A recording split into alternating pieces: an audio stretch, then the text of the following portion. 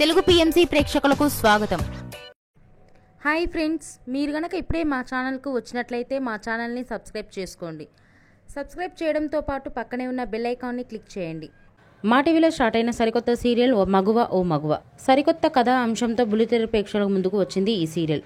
ఈ సీరియల్లో హీరోగా పల్లకిలో పెళ్లికూతురు సీరియల్లో హీరోగా నటించిన శ్రవణ్ కుమార్ నటిస్తుండగా హీరోయిన్గా కృతిక ఉమాశంకర్ నటిస్తుంది. సింధూర చంటికి సంబంధించిన కొన్ని లేటెస్ట్ ఫొటోస్ని ఇప్పుడు మనం కూడా చూసేద్దాం.